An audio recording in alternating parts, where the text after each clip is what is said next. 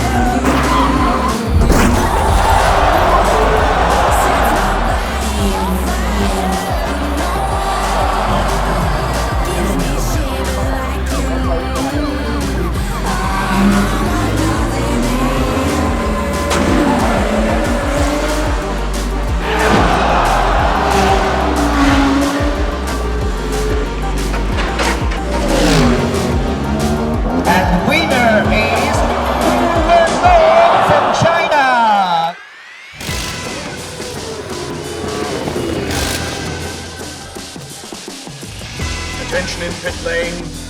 Attention in pit lane. GP bikes.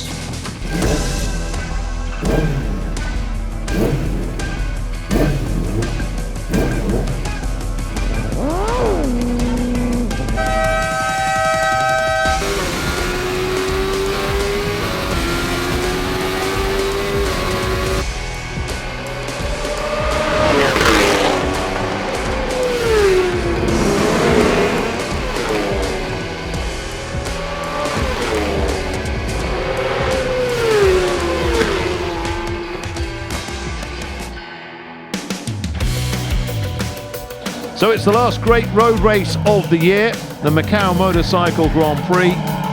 All anxious to get away. There go the lights. And out go the lights and away they go. And it's a great start from Todd Hickman up the inside of Cosmo as well. Look at Hobson. But certainly Hickman got ahead of Cosmo and Cosmo hit back. And certainly Hickman doesn't want to be held up by Cosmo. Oh, Cosmo's messed it up. He's messed it up. He's messed it up. What a shame for Erno Cosmo. It seemed as if he was pulling away from Peter Hickman, but as they came into Lisboa, and there goes Cosmo. Can he stop in time? Coming into Lisboa, he's gone past Rob Hodson. One more bend to go for Davey Todd. It's victory for Davey Todd at the Macau Motorcycle Grand Prix.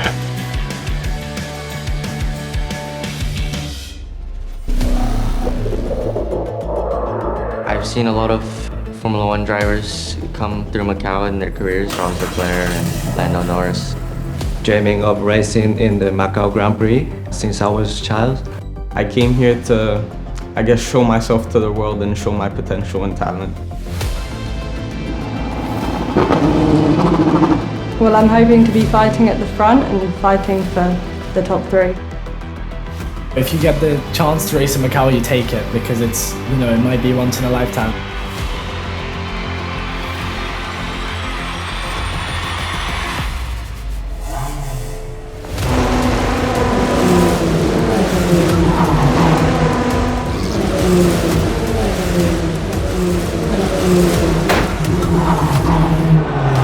history is about to be made, because the first ever FIA F4 World Cup is just moments away from starting.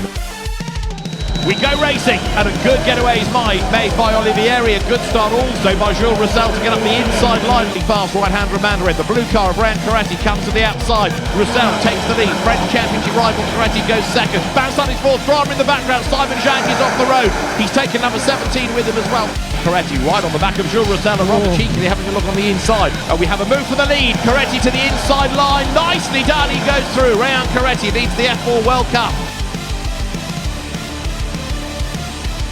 As they go side by side for the lead once more on the run down towards Lisboa. Coretti fends off Roussel, who tries the inside up to San Francisco. Now round Coretti comes back on the outside line down to Lisboa, but Jules Roussel asserts himself. Roussel leads. Oh, it goes wrong! It goes wrong! Coretti! Goodness me! There we go, across the line goes the race winner. Checker flag goes to Jules Roussel. He takes the win.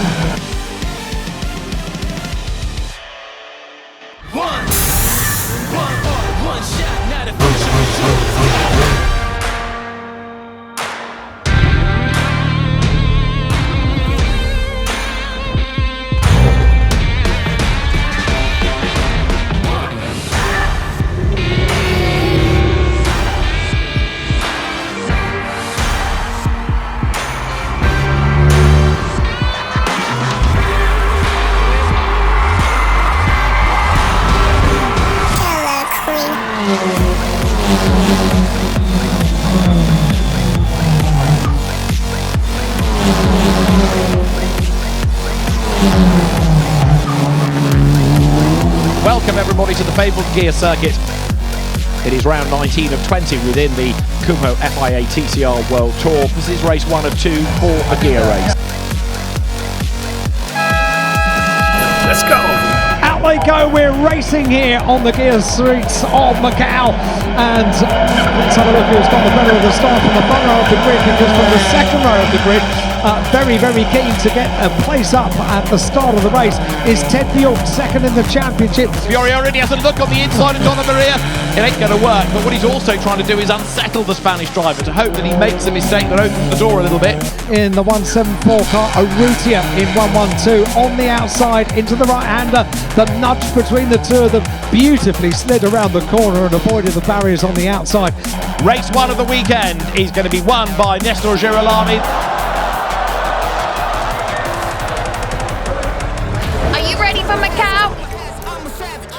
This is the Macau gear race. There are some incredible names on the roll call of honour for winners here at Macau in a touring car.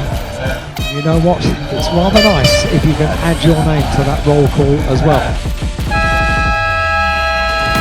Here for the Macau gear race for 2025. And Urrutia up into second place. That was brave stuff on the inside going into Mandarin. So Marshall drops down to third.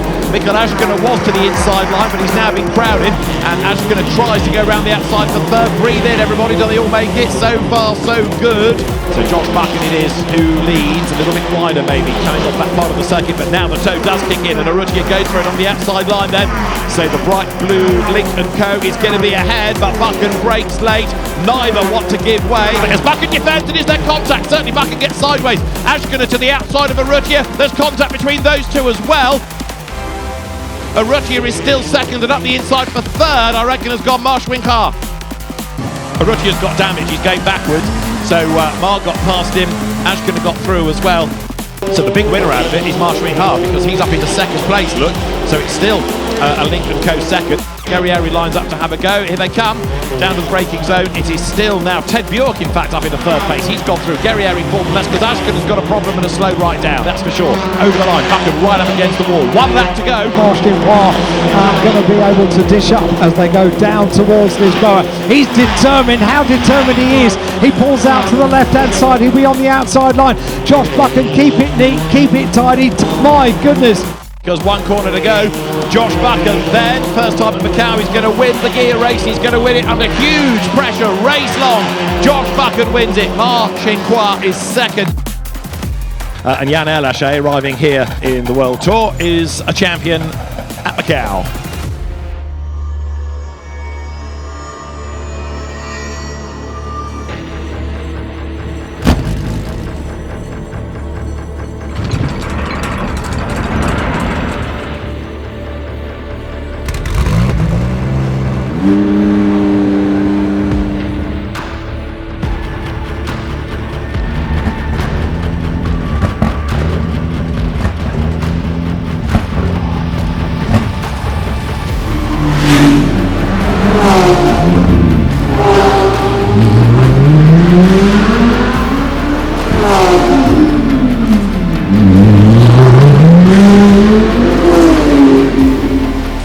Welcome to Macau for what is the FIA GT World Cup, the Macau GT Cup.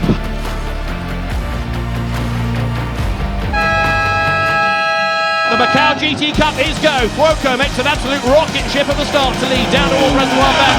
It's going to be Yefe in second place. They come out of the corner and a big lose for Picariello. He goes around, he clangs the Armco. Is everybody going to miss him? Yes. And Marciello is up in the second place. And here comes Guben up the inside of the Platinum Porsche. It's going to be Cuoco that leads at the end of the run down to Lisboa. Good start by Marciello to go second. And for third, Enschler around the outside. Guben gets a tag possibly from Heidrich. Guben in the wall, Enschler in the wall. Boccolacci into the back of them. Mayhem at Lisboa. Three big names are out of it.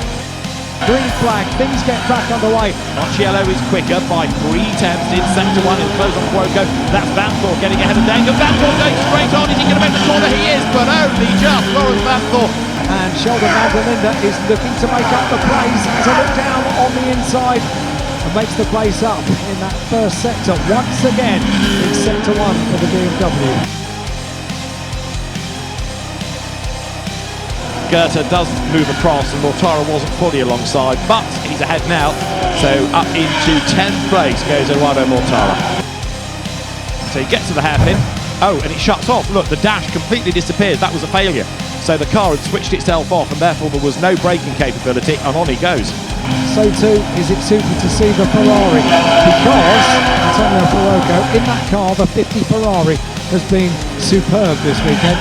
Fuoco's Ferrari wins a first FIA GT Cup victory for Ferrari as Antonio Fuoco dominates the Macau GT Cup.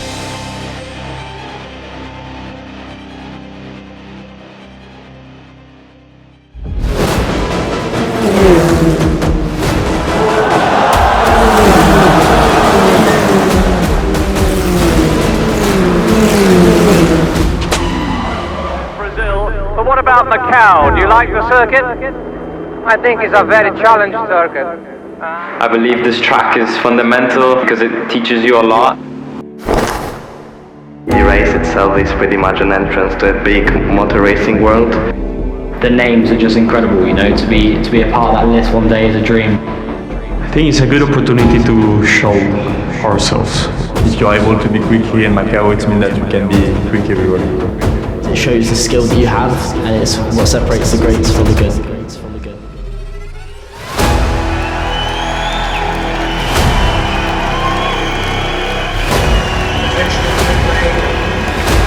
Attention in pit lane.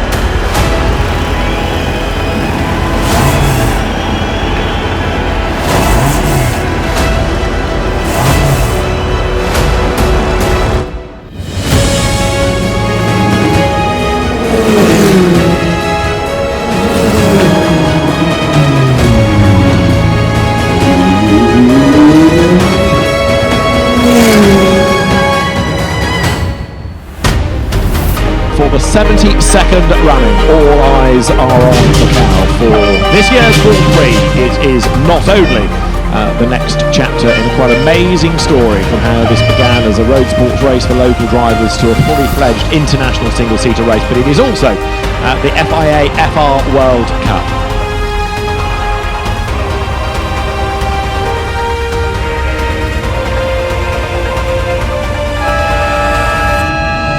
And the Grand Prix is underway. The 72nd Macau Grand Prix is underway.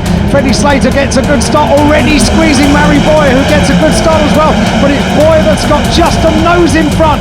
This is going to be the run down towards the first overtaking place, and Mary Boyer has the lead. He does indeed, but Freddie Slater, who tried to squeeze him, is on the outside line down to Mandarin. Here comes Tio Nail at the inside. Slater goes a little bit wider, Nail to the inside. Now this is where Boyer is under attack because he's giving a toe. Tio Nail keeps on coming.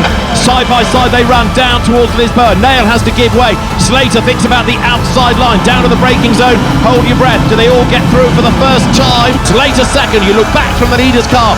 A very tight and twisty section on the circuit. Whoa! But Mary Boyer just keeps the nose in front. We have a yellow flag. The safety car has been deployed.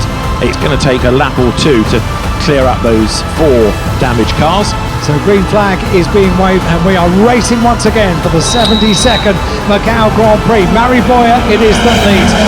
Freddie Slater once again goes alongside on the outside line. They close. Freddie Slater, it is the leads into Lisboa. Barry Boyer slots in second place, but Freddie Slater back to the front of the field. He's having a go at Enzo Dellini. They're wheel to wheel as they come into the corner. Dellini on the inside, Nail on the outside, and he has to give way. Dellini hands onto the place. Here we go again, determined stuff. Teo Nail on the blue car to the outside, and then he dives to the inside and he locks up under braking as Dellini shuts the door in his face. We've got a yellow flag at turn 3 at Lisboa. You can now be that pace setter. Once you go, you've got to keep on going, which Slater does now. So he accelerates away. It's a decent restart, but Murray Boyer does stay with him. They once again mirror each other's moves as they go down towards Lisboa, and Murray Boyer on the tail of Freddie Slater. Dellini has dropped back a little bit because Boyer is with Freddie Slater on the run down towards Lisboa. They go side by side on the outside line. Murray Boyer in front as they go into Lisboa. Boy, oh boy, what a restart. Brilliant move. Murray Boyer goes through. Enzo Dellini's. Once again, we've had this situation before. Murray Boyer needs to keep everything active. Was that tiny for Slater? He knocked the wall. Freddie Slater. He's taken the wing off. He's damaged the suspension. Freddie Slater is done. His Macau Grand Prix dream is done. As the race is back on, and it's Murray Boyer now to try to break that toe. Left he goes, right he goes, left he goes on the pit straight, then into Reservoir Bend. And this is where Dellini has got to do a Boyer, hasn't he? He's got to get in the wheel tracks, get in the slipstream, and the move may well be on as Murray Boyer, almost like on a formation that goes one side and the other. Paul Martin form is not weaving, and that's giving Evan Gilles a chance as here comes Dellini to the outside. Nailed to the outside, he's got past one, he's trying to get past his teammate. There's another one in the wall in the background, and this is going to be significant as Nail jumps Boyer for the race lead. Boyer tries to fight back, but Teo Nail goes third to first, and I think we're going to end up with a safety car for the checkered flag. The 72nd Macau Grand Prix won by Teo Nail. He comes across the line to win from Murray Boyer, his teammate. Third to Enzo Dellini.